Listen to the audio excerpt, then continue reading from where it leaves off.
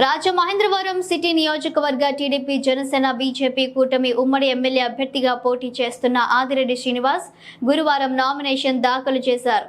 తిలక్ రోడ్డులోని సాయిబాబా ఆలయంలో ప్రత్యేక పూజలు, వారి నివాసంలో సర్వమత ప్రార్థనల అనంతరం కూటమి నాయకులు, కార్యకర్తలు, అభిమానుల మధ్య భారీ జన సందోహంతో తిలక్ రోడ్డు సాయిబాబా మందిరం దగ్గర నుంచి భారీ ర్యాలీగా శ్యామల నగర్, గోరక్షణపేట, జాంపేట, దేవిచౌక్ మీదుగా గోకవరం బస్టాండ్ సమీపంలోని నగరపాలక సంస్థ ఆవరణలో ఉన్న ఎన్నికల రిటర్నింగ్ అధికారి వారి కార్యాలయానికి చేరుకున్నారు. ఎమ్మెల్యే ఆదిరెడ్డి భవానీ, మాజీ ఎమ్మెల్సీ ఆదిరెడ్డి అప్పారావు, నగర తొలి మహిళా మేయర్ ఆదిరెడ్డి వీర రాఘవమ్మ, రాజమండ్రి పార్లమెంట్ అభ్యర్థిని దగ్గుబాటి పురంధేశ్వరి, టీడీపీ రాష్ట్ర ప్రధాన కార్యదర్శి గన్ని కృష్ణ, ఆర్యాపురం బ్యాంకు మాజీ చైర్మన్ చల్ల శంకర్రావులతో ఎమ్మెల్యే అభ్యర్థి ఆదిరెడ్డి శ్రీనివాస్ ఆర్ఓ కార్యాలయానికి చేరుకొని పలు పత్రాలు పూర్తి చేసి ఎన్నికల రిటర్నింగ్ అధికారి వారికి తన నామినేషన్ పత్రాలు అందజేశారు. ఆయనతో పాటు ఎమ్మెల్యే ఆదిరెడ్డి భవానీ కూడా నామినేషన్ పత్రాలను ఎన్నికల రిటర్నింగ్ అధికారి వారికి సమర్పించారు.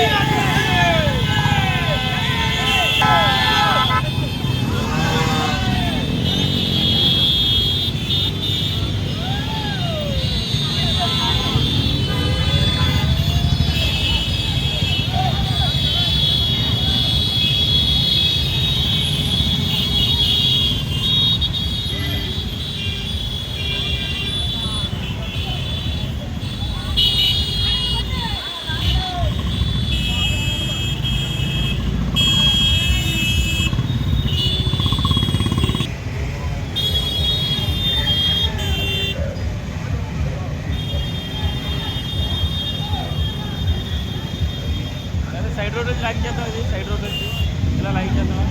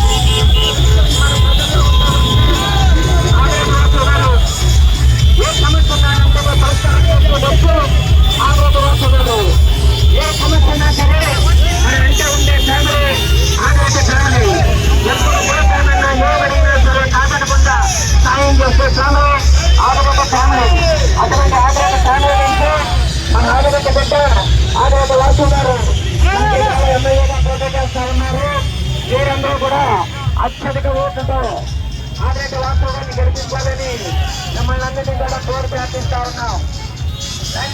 తప్పకుండా ప్లీజ్ ప్లీజ్.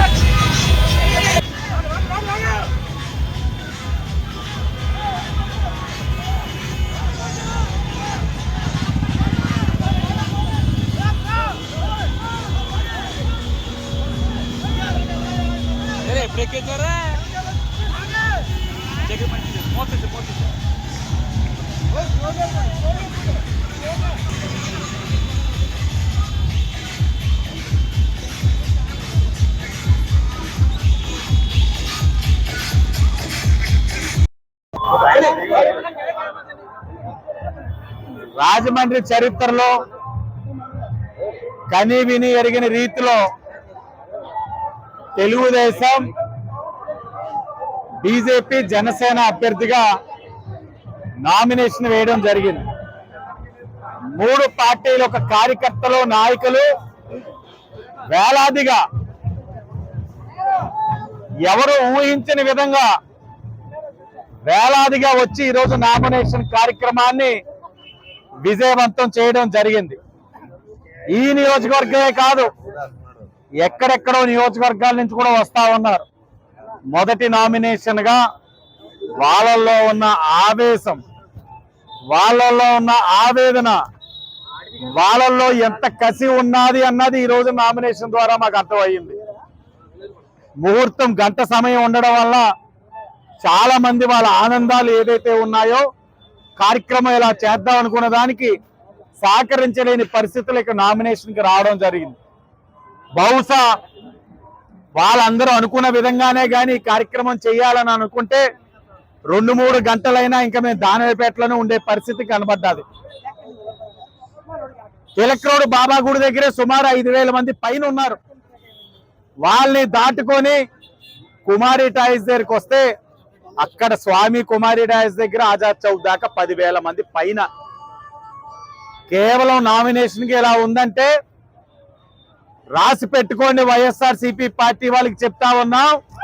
ఈ నియోజకవర్గంలో 50,000 స్వామి అశోక 50,000 పై మెజారిటీ ఈ నియోజకవర్గంలో రాబోతా ఉంది. తెలుగుదేశం, బీజేపీ, జనసేన అభ్యర్థిగా నాకు 50,000 కట్టబెట్టడానికి మా వాళ్ళు సిద్ధంగా ఉన్నారు.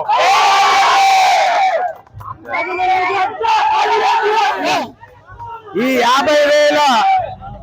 50,000 మెజారిటీ నా గొప్పతనం కాదు, జగన్మోహన్ రెడ్డి గారి పనితనం వల్లనే ఇవన్నీ కూడా జరుగుతా ఉన్నాయి.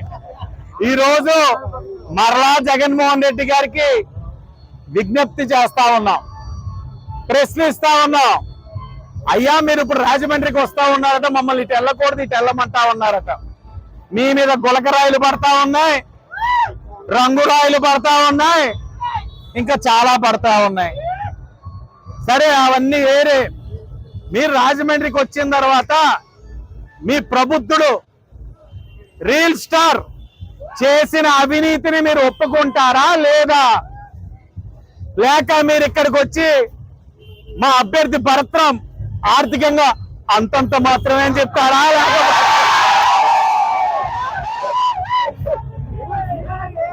లేకపోతే 25% కమిషన్ ని మీరు ఒప్పుకుంటారా అన్నది కూడా మీరు తెలియచేయాలి. అలాగే మీ నోటితోటి మీరు చెప్పారు, సంపూర్ణ మద్యపాన నిషేధం చేసే ప్రజల్ని ఓటు అడుగుతారని అన్నారు. మద్యపాన నిషేధం అయ్యిందా? మరి జగన్మోహన్ రెడ్డి గారు మీరు ఏ మొహం పెట్టుకొని వచ్చి మీరు ఓటు అడుగుతా ఉన్నారు? ప్రజలు ఎన్నిసార్లు మీరు మోసం చేస్తారు? మీరు ఇన్ని ఇబ్బందులు పెట్టినా చెప్తా ఉన్నాం, కేసులు పెట్టారు, అరెస్టులు చేశారు, ఇన్ని ఇబ్బందులు పెట్టినా మేము ఈ పసుపు జెండాని వదలలేదు. కారణం నేను కుటుంబ సభ్యుల కింద భావించే నా కుటుంబ సభ్యులే నా ధైర్యం, వాళ్ళే నా బలం. ఈ రోజు వాళ్ళ బలం ఏంటో చూపించారు. ఈ రోజు బలం ఏంటో చూపించాం. మే 13న ఇది ట్రైలరే. మే 13న మీకు అసలైన బొమ్మ ఏంటో చూపిస్తాను.